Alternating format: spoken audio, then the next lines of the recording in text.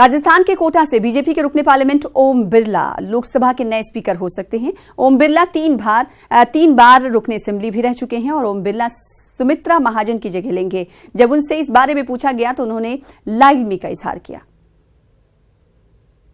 विधायक और कोटा से दूसरी बार चुने गए सांसद ओम बिरला हमारे साथ है, उनसे जानेंगे।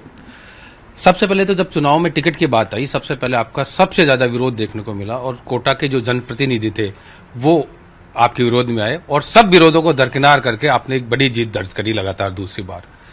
जो विरोध है उसको अब शांत करने की बारी भी आएगी, क्योंकि लोकल चुनाव भी आएंगे, उनमें सारी एक सांसद की पूरी भूमिका भी रहती है, क्योंकि उसके नीचे विधायक और विधायक के नीचे की कार्यकारिणी आती है।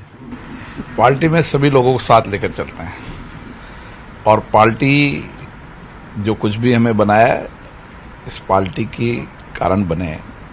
एक कार्यकर्ता के रूप में काम करते थे और कार्यकर्ता के रूप में अभी भी काम करेंगे। क्या लगता है कि जिस तरह से अब मैंडेट, जिस 25 का मैंडेट आपको राजस्थान से मिला है और पूरे हिंदुस्तान से बीजेपी को बड़ा मैंडेट मिला है, जितना बड़ा मैंडेट होता है उतनी ज्यादा चुनौतियां भी होगी, तो इन चुनौतियों का सामना करने के लिए और राजस्थान के विकास के लिए, क्योंकि आप कोटा के नहीं राजस्थान की बात भी लोकसभा में लगातार पिछली बार भी उठाए थे, इस बार भी उठाते हो, कौन से ऐसे मुद्दे हैं जिन पर फोकस रहने वाला है आपका? कोई चुनौतियां नहीं है। अच्छी सरकार और देश की जनता की सरकार वो होती जो अपेक्षा आकांक्षाओं से हो। मोदी सरकार की से लोगों की अपेक्षा है, आकांक्षा है और हमारी कोशिश होगी कि हम जनता की अपेक्षा आकांक्षाओं से खरा उतरे, उनके विश्वास और भरोसे को जीते। एक बात है, आपके क्षेत्र में लहसुन खरीद का मामला रहता है और दूसरी ओर मोदी जी ने कहा है 2022 तक किसानों की आय दुगनी करने का लक्ष्य रखा गया है। किस तरह से पूरा होगा, क्योंकि बहुत बड़ा सेक्टर है जहां एक साथ इनकम को डबल बढ़ाना है। 2022 तक इनकम बढ़ाने की दिशा में मोदी जी ने पिछले 5 साल में काम शुरू किया है।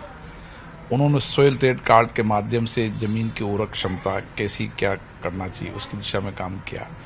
उन्होंने असिंचित इलाके के अंदर जो असिंचित को सरफेस वाटर से रोककर उसको पानी पिलाने की योजना बनाने का काम किया। जीएसटी की बड़ी बात है, बड़ी मांग है, क्योंकि हर आदमी अपने बच्चे को पढ़ाता है, लिखाता है और देश के लिए ही तैयार होता है वो आगे। तो जीएसटी का जो मामला है आपने पहले भी उठाया आगे।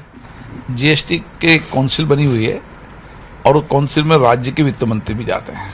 मैंने पहले भी संसद में उठाया था। मेरी कोशिश होगी राज्य के मंत्री को राज्य के इंटरेस्ट में ये सब्जेक्ट रखना चाहिए। तो ये थे हमारे साथ ओम बिरला, जो प्रदेश के सर्वांगीण विकास की बात कर रहे थे। कैमरा पर्सन भवानी के साथ सुधीर शर्मा, न्यूज़ 18 दिल्ली।